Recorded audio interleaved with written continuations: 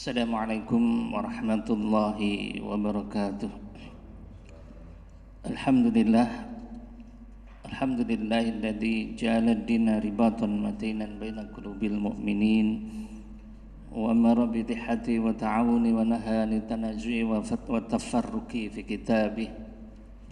Asyhadu an la ilaha illallah wahdahu la syarika lah wa asyhadu anna Muhammadan 'abduhu wa rasuluhu nabiyya ba'dah.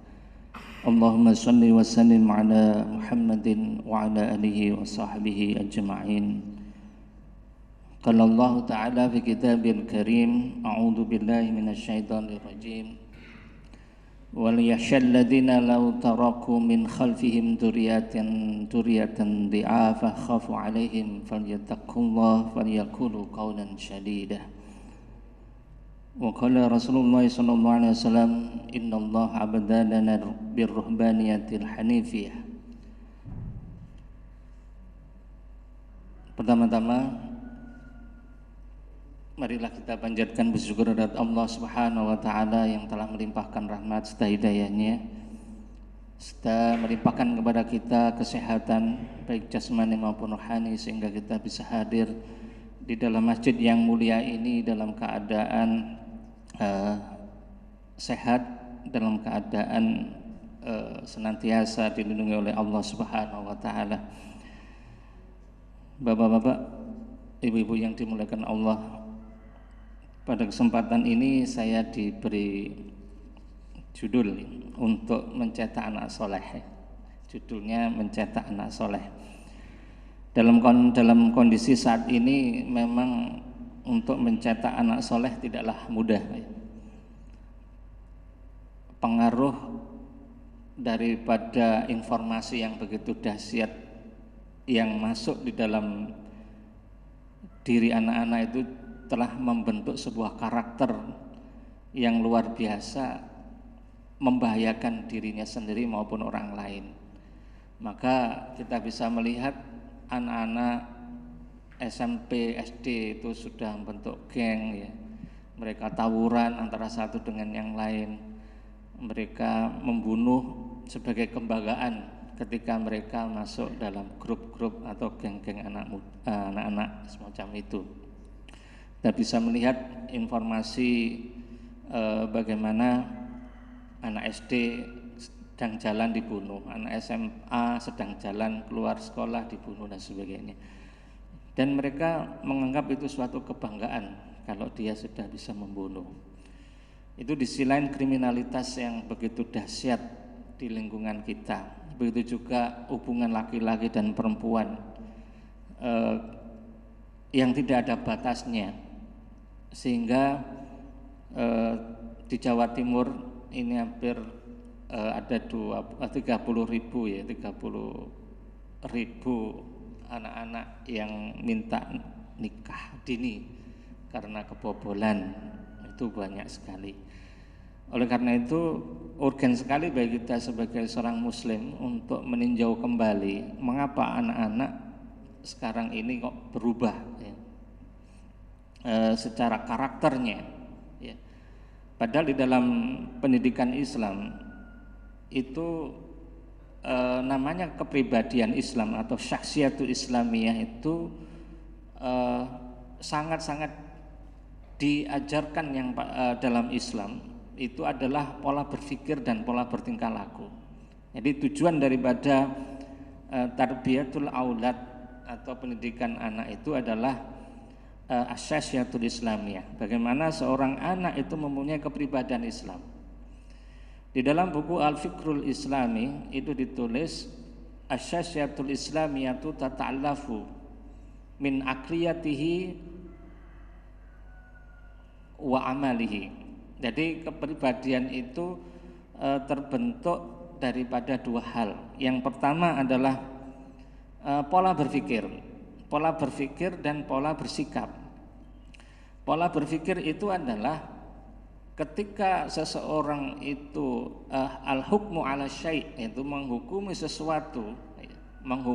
sesuatu biwasitatil ahkamil Islam. Jadi kalau memutuskan sesuatu berdasarkan syarat Islam, maka dia punya namanya pola berpikir Islami. Contoh, ketika seseorang diberi minuman keras, maka orang itu mengatakan itu adalah haram, maka aku tidak boleh memakannya. Maka dia punya kepribadian Islam yang terletak pada pola berpikirnya. Ketika diajak pacaran, dia tidak mau, menolak. Enggak, saya tidak mau pacaran, itu haram. Kata-kata itu sudah menunjukkan kepribadian Islam. Ya.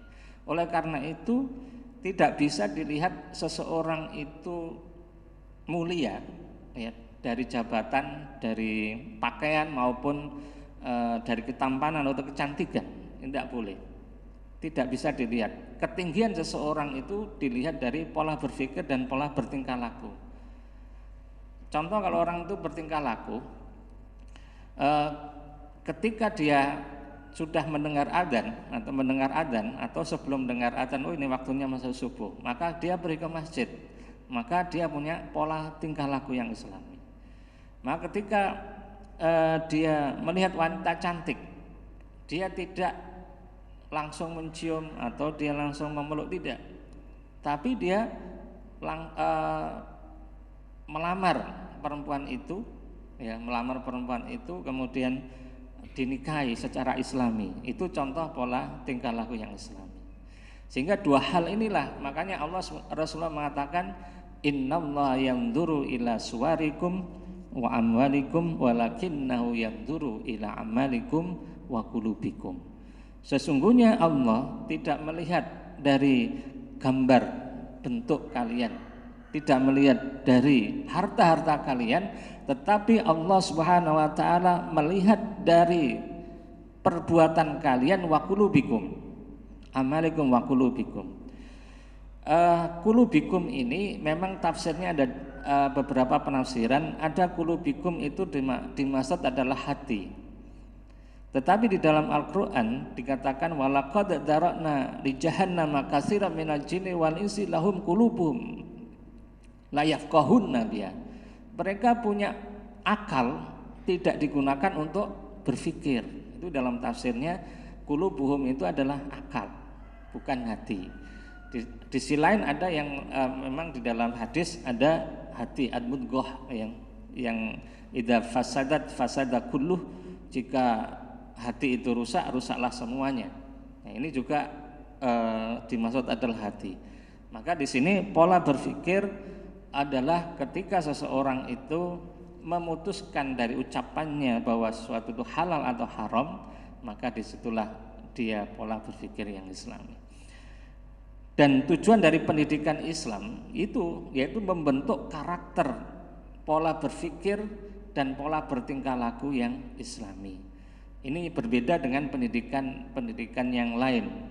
Kalau pendidikan di Barat bukan lagi pada pendidikan karakter yang seperti Islam. Jadi kalau karakter di dunia Barat itu ditanamkan kejujuran, ditanamkan menghormati satu sama lain dan sebagainya, tetapi tidak didorong oleh ketakwaan. Ini beda. Jadi didorong oleh kebiasaan, didorong oleh sesuatu yang bersifat maknawi, moralitas. Tapi kalau Islam itu didorong oleh ruhiyah atau hubungan idrok silabillah, hubungan Allah dengan hubungan dirinya dengan Allah. Ini yang tidak akan habis dan tidak akan hancur. Tetapi kalau didorong oleh maknawiyah, moralitas, didorong oleh saya nanti tak membantu orang lain, ya kasihan melihat dia, tidak didorong oleh ini perintah Allah untuk menolong yang lemah, tidak didorong itu, hanya sekedar kasihan, maka itu lama-lama akan hilang rasa itu. Nah, tapi kalau didorong oleh ruhiyah, hubungan kita dengan Allah, maka itu akan menjadi sebuah gerakan yang begitu dahsyat di dalam hati seseorang sehingga dia melakukan perbuatan-perbuatan yang baik. Ya, itulah pengantar untuk bagaimana mencetak daripada generasi muda Islam. Itu tujuannya membentuk karakter atau kepribadian Islam, bagaimana pola berpikir Islami dan bagaimana bertingkah laku yang Islami. Saya sangat miris juga ya, saya miris juga ketika saya mengikuti kajian daripada Paul William. Paul William ini saya punya teman Twitter saya. Dia adalah mantan ateis di Inggris, dan dia sudah masuk Islam, dan dia di YouTube-nya itu senantiasa menghadirkan ulama-ulama dunia. Dia juga menghadirkan mantan-mantan ateis, mantan-mantan orang komunis, mantan pendeta dan sebagainya. Di dalam dialog dia di YouTube dengan pakar pendidikan Islam, pada waktu itu di YouTube-nya itu ada komen, ada komen. Betapa saya sebagai seorang Muslim, saya sebagai seorang non Muslim, katanya, saya seorang Kristen, saya berharap Islam itu bisa membimbing kami, keluarga kami, masyarakat kami yang tidak lagi mampu untuk menjadikan pendidikan di dalam kehidupan kami itu begitu indah seperti Islam. Nah, di lain pihak di Twitter beliau juga, saya mengikuti Twitter beliau, ada komentar, ya. Saya seorang keluarga, saya seorang dari Prancis, ya. Saya dari Prancis. Saya punya anak perempuan. Setiap hari dia membawa laki-laki ke rumah, gonta-ganti, tiap hari itu gonta-ganti. Dan kalau bawa laki-laki dia nginap di situ. Dan akhirnya hamil. Dan dia terlibat narkoba juga. Hancur-hancuran keluarganya itu, ya. Termasuk anak-anak yang lain juga hancur semua. Dan itu sudah maklumun atau sudah menjadi kebiasaan di Prancis, ya, di negaranya itu sudah terjadi. Orang tua miris melihat itu. Akhirnya apa? Anaknya itu dipenggak, istilahnya itu dilarang untuk keluar karena udah hamil, terus kemudian kena AIDS juga. Dan akhirnya orang tuanya dipenjarakan karena melanggar hak asasi manusia, dihukum 3 bulan. 3 bulan, terus akhirnya anak-anaknya semakin liar, tidak bisa karena memang hak asasi manusia itu. Nah, akhirnya di dalam tulisan itu dia menulis, seandainya keluarga saya keluarga Muslim seperti yang disampaikan oleh pembicara di dalam konten YouTube-nya Paul William itu, saya akan bahagia sekali. Sayang di negeri kami tidak seperti negeri-negeri Muslim. Kami bisa dipenjara oleh anak sendiri. Nah, ini contoh bagaimana pendidikan Islam itu adalah pendidikan yang luar biasa yang dicontohkan oleh Rasulullah SAW. Dan perlu dipahami bahwa ketika kita membahas tentang pendidikan Islam, kita tidak lepas daripada bapak dan ibu, ya. Orang tua itu memegang kendali utama di dalam mendidik anak. Makanya Rasulullah mengatakan kullu mauludin yuladu 'alal fitrah. Setiap anak itu dilahirkan dalam keadaan suci, dalam keadaan fitrah. Fitrah di sini adalah seorang anak dilahirkan di dalam keadaan tauhid sebenarnya.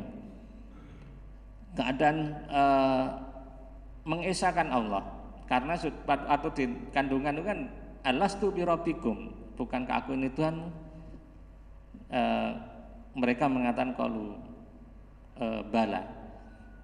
Iya, betul, bahwasanya engkau adalah Tuhan kami. Mengesahkan fitrah, kullu mauludin yuladu 'ala fitrah fa abawahi yuhawidani wa yumajisani wa yunasyirani.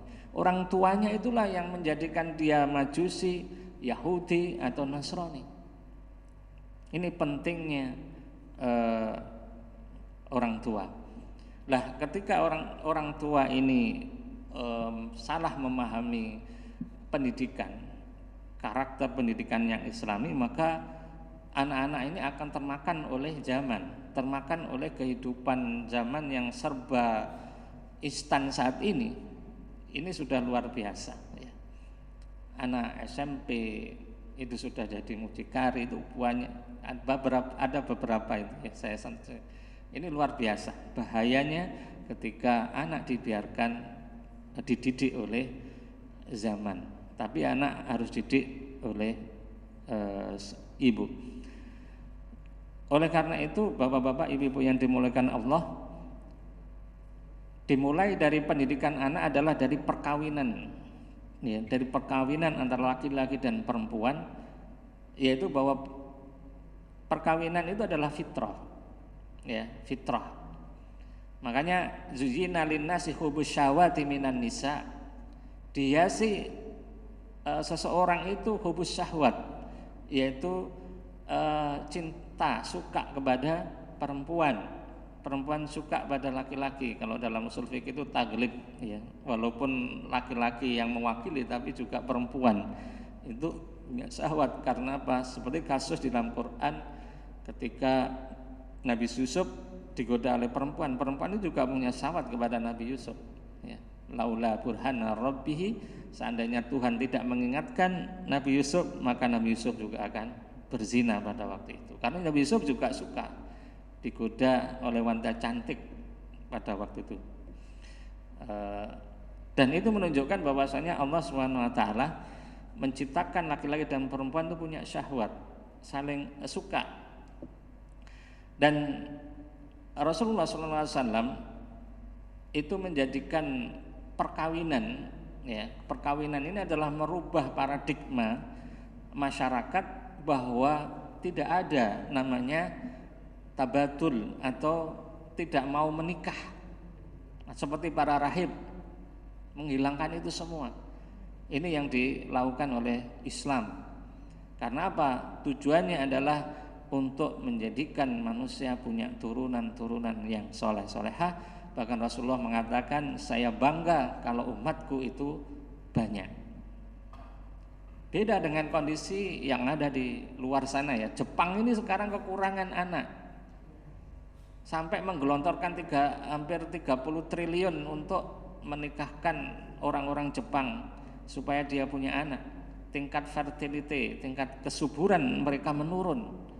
Karena apa? Mereka sudah tidak mau ingin punya anak, karena itu mengganggu daripada kerja mereka, mengganggu untuk mendapatkan uang di dalam dunia kerja mereka, sehingga mereka tidak mau menikah. Sekarang kekurangan, banyak sekolah-sekolah tutup. Karena apa? Tidak ada anak yang sekolah. Oleh karena sekarang bingung, termasuk Singapura, Prancis, Italia, Jerman, Rusia. Ini banyak sekali. Kenapa? Mereka menjadikan wanita-wanita itu untuk sebagai pekerja.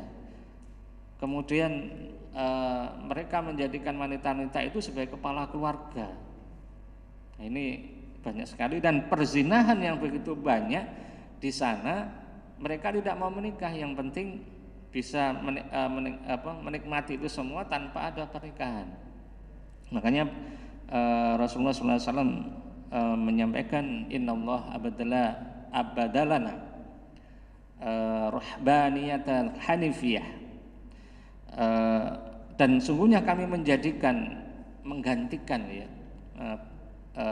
ruhbaniyatal hanifiyah, menjadikan, merubah rahib-rahib yang tidak mau menikah itu dalam Islam, itu dijadikan mereka, maksudnya umat Islam itu jangan sampai seperti rahib-rahib yang tidak mau menikah. Tapi Rasulullah menggantikan ajaran, maksudnya ajaran yang mereka lakukan dengan Islam yang mensunnahkan bagi mereka untuk menikah.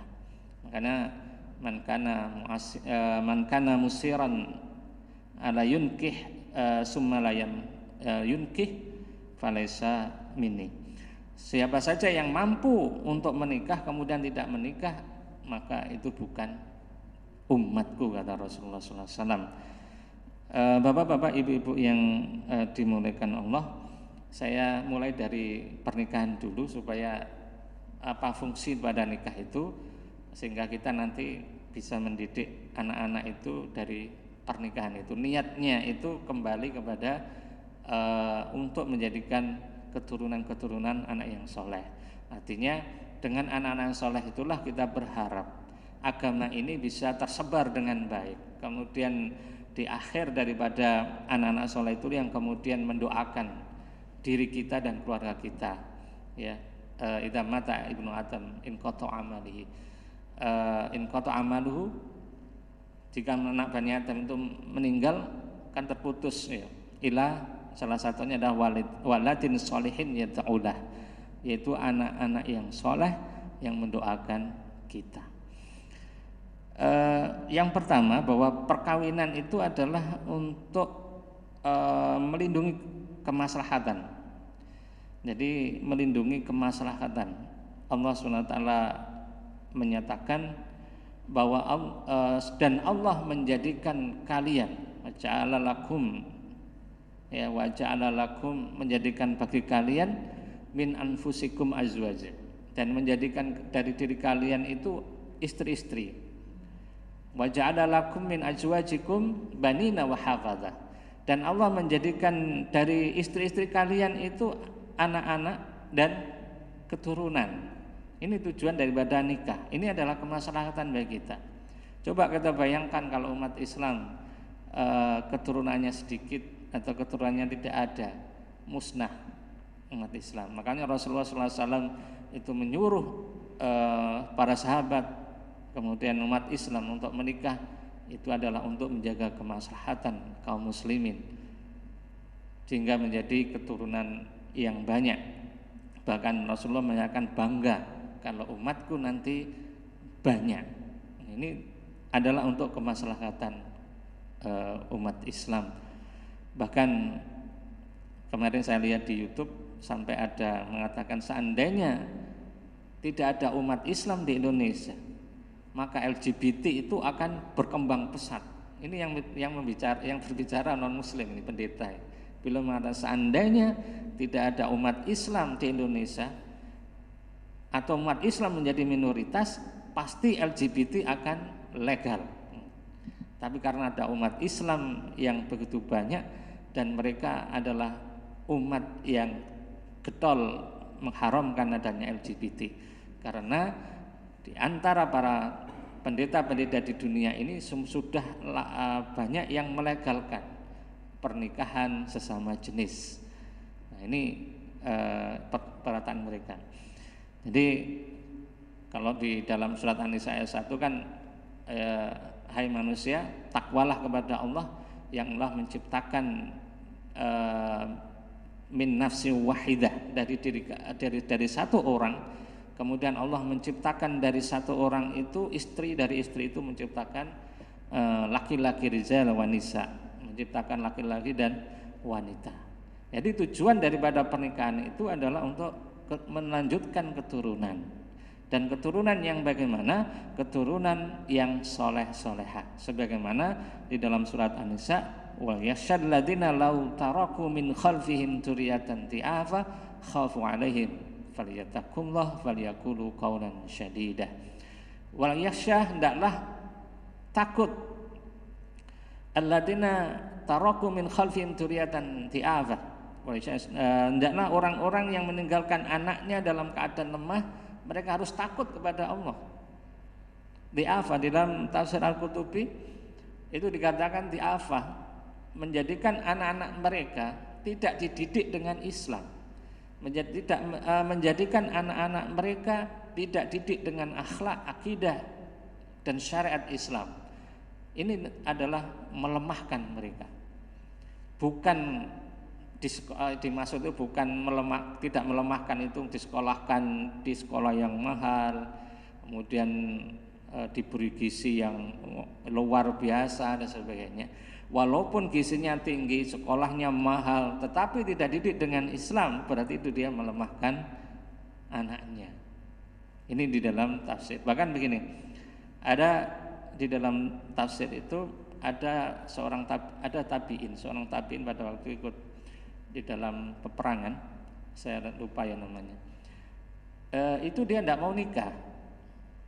Kenapa engkau tidak mau menikah? Saya takut di akhir zaman nanti anak-anak keturunanku akan tertimpa fitnah yang luar biasa. Mereka akan menjadi maksiat, mereka akan menjadi anak-anak yang rusak dan sebagainya. Kemudian sahabatnya mengatakan, Ingatlah Allah SWT berfirman, wala yakhshal ladina law taraku min khalfihim dzurriyyatan dhi'afa khafu 'alaihim.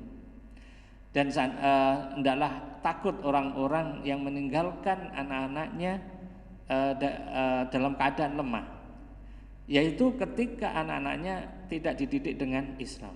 Kalau anak-anaknya dididik dengan Islam, kemudian orang tuanya juga mendidik dirinya dengan Islam, maka ketika engkau meninggal, katanya, seandainya engkau meninggal, anakmu akan dilindungi oleh Allah Subhanahu wa taala.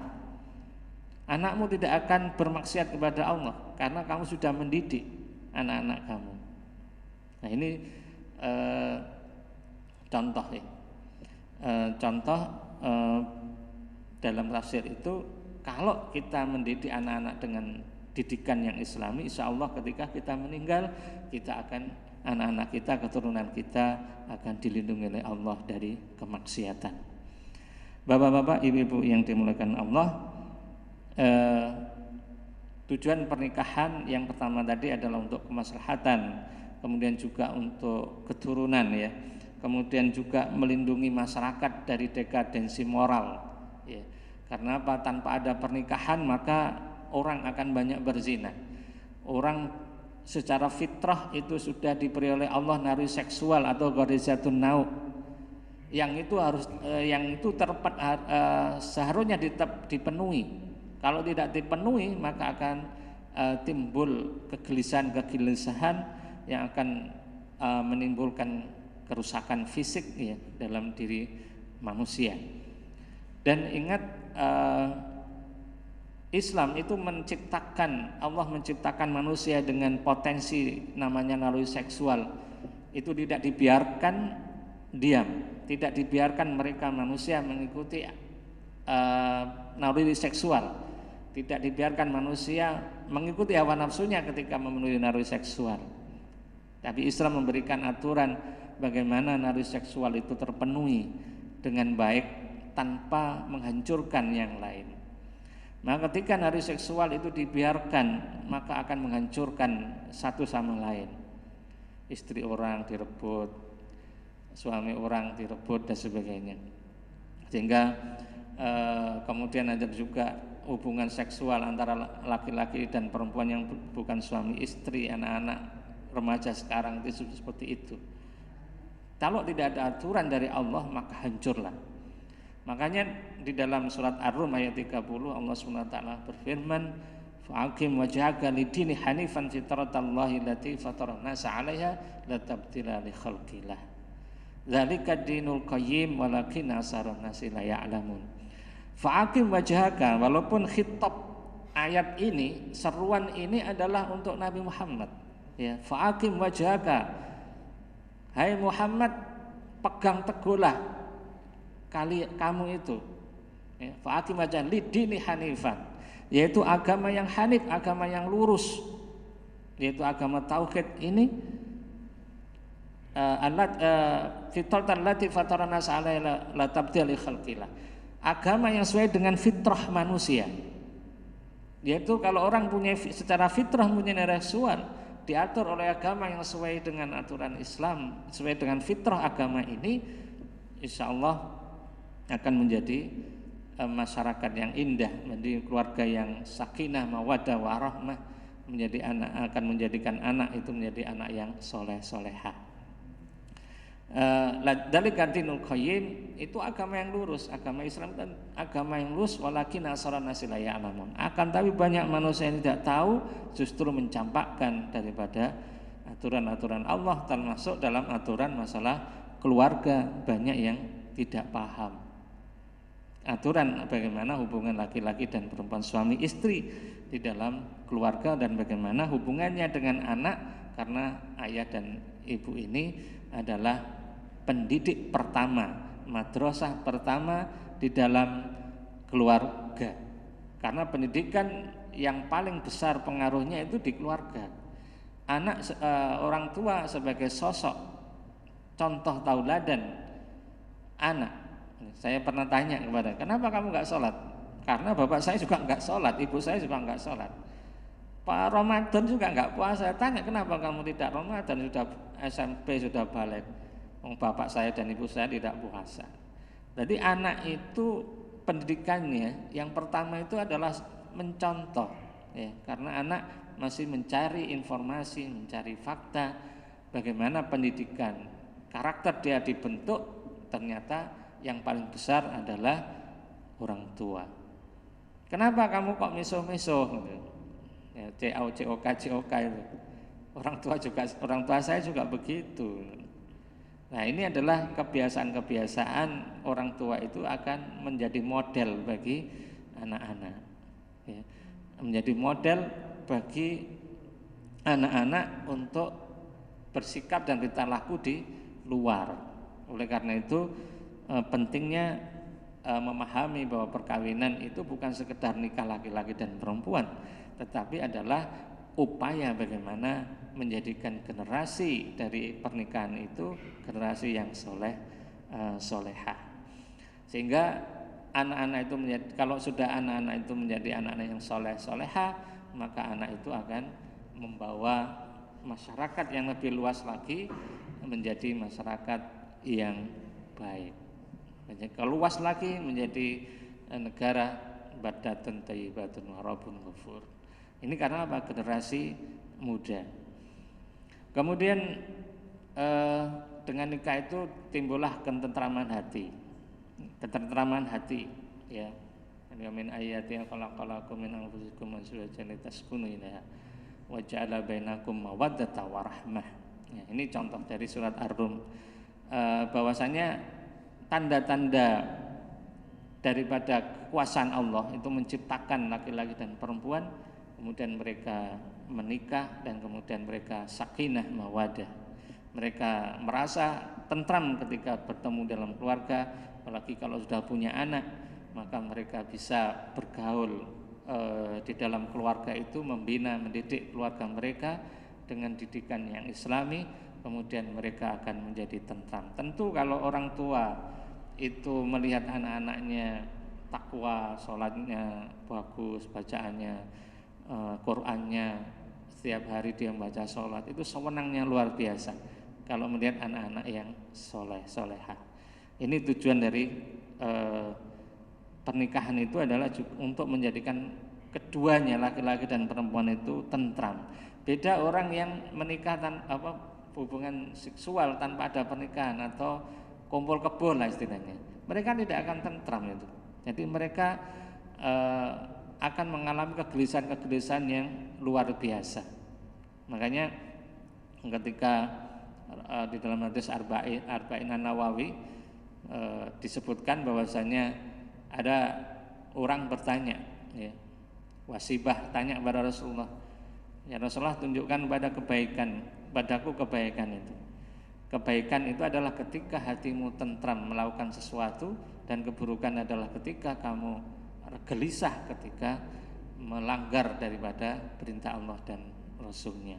Ini menunjukkan bahwasanya kebaikan dan keburukan yang distandarkan Islam, wasibah ini memang standarnya sudah Islami, sehingga dia ketika melakukan sesuatu yang salah dia gelisah.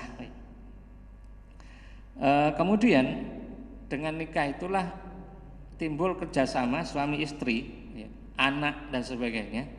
Inilah akan membentuk sebuah kerjasama yang baik bagaimana mendidik anak-anak itu.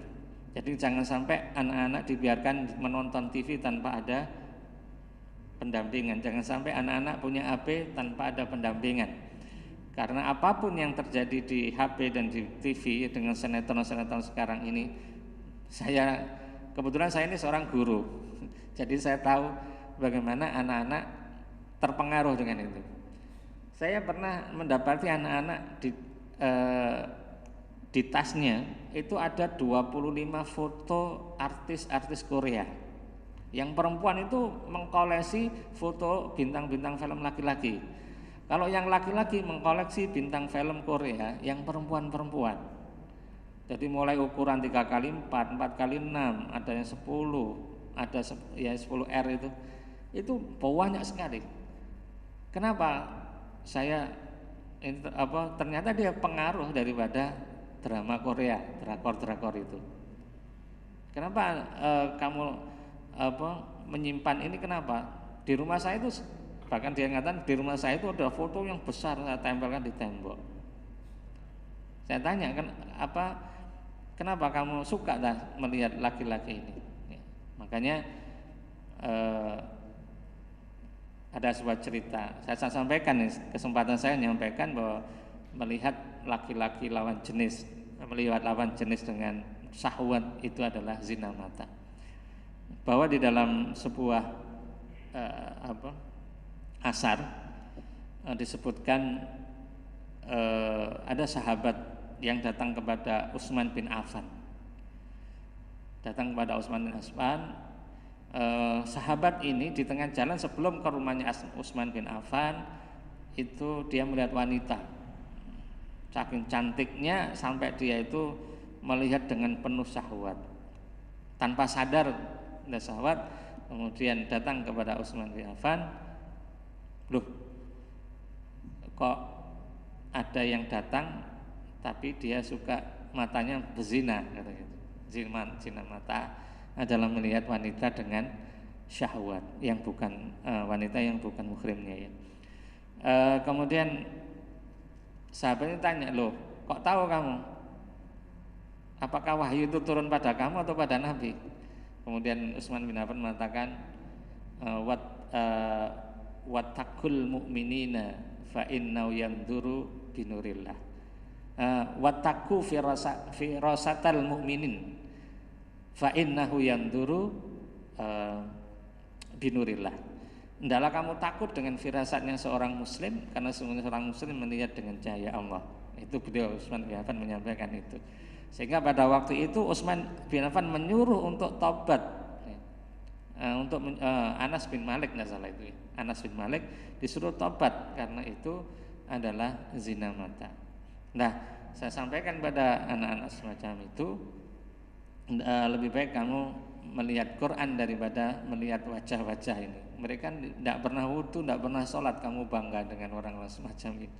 Nah, ini contoh bagaimana anak-anak terpengaruh dengan dunia perfilman ya. Kemudian di dalam sebuah syair dikatakan al-ummu madrasatun idza adatta sya'ban thayyiban a'raq ya.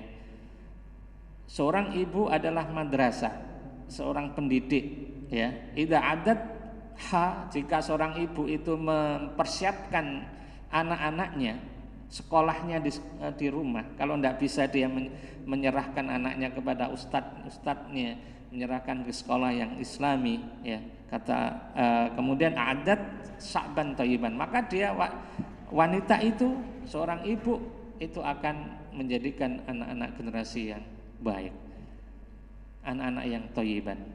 Muhammad Al-Fatih, penakluk Konstantinopel yang hampir 800 tahun tidak pernah disentuh oleh musuh-musuhnya. Konstantinopel itu Romawi Timur, kerajaan Romawi Timur, termasuk negara adidaya pada waktu itu. Itu temboknya itu berlapis 3 tembok pertahanan. Setiap tembok tebalnya 15 setiap tembok 115 meter tebalnya.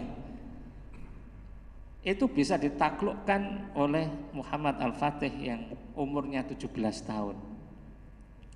Karena apa? Karena orang tuanya pada waktu itu meminta dia dididik oleh seorang ulama. Sejak kecil umur 7 tahun diserahkan kepada seorang ulama karena orang tuanya tidak bisa mendidik. Jadi diserahkan kepada ulama, kemudian dia umur 17 tahun dia sudah hafal Quran, dia menguasai 7 bahasa, kemudian dia tidak pernah berhenti puasa Senin Kemis. Ya, ketika pasukannya menaklukkan Konstantinopel, pasukannya disuruh untuk sholat malam. Pada waktu itu dia juga sholat puasa 3 hari 3 malam, 3 hari itu Ayyamul Abyad pada waktu itu. Akhirnya Konstantinopel bisa ditaklukkan oleh Muhammad Al-Fatih yang selama 800 tahun tidak ada satupun negara yang bisa menghancurkan Konstantinopel atau Turki. Nah, didikan generasi muda yang anak-anak yang Islam inilah yang akan membangkitkan umat ini menjadi umat yang luar biasa, yang umat yang mampu untuk memperjuangkan agama ini.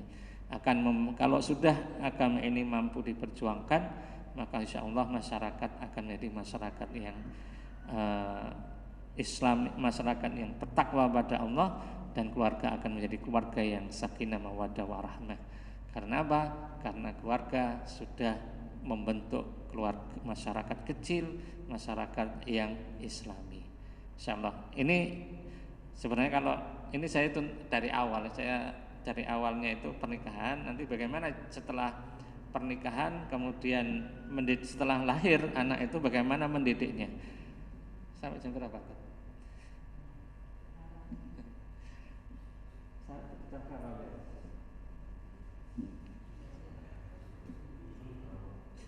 Panjang nanti.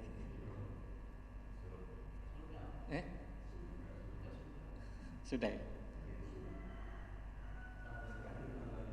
Iya.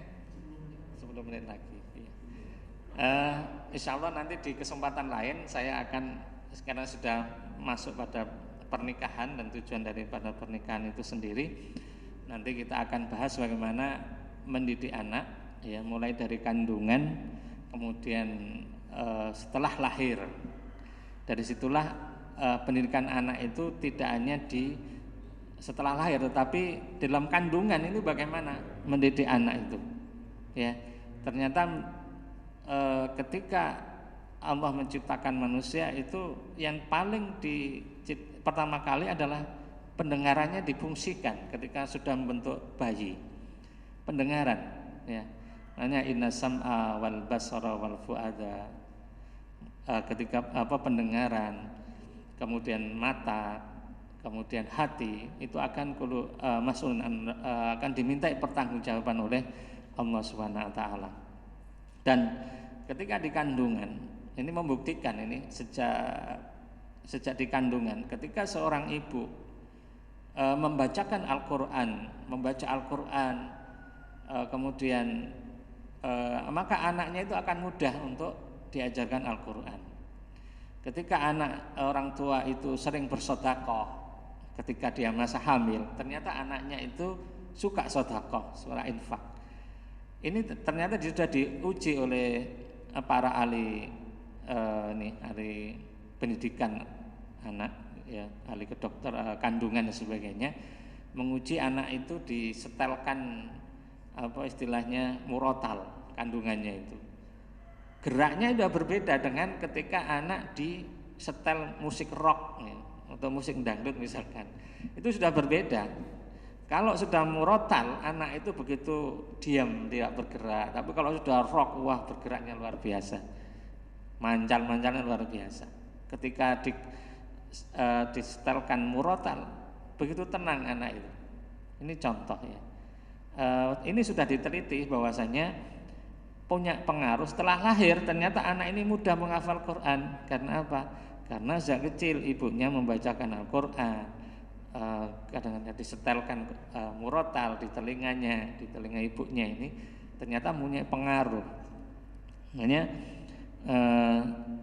Al-Quran sendiri mengatakan bahwa ya ayuhan nas qad ja'akum mau'izatum mir rabbikum, sesungguhnya telah datang kepada kalian mau'izatum mir rabbikum wasyifa'u, dan juga sebagai penyembuh lima fis suduri, di dalam hati.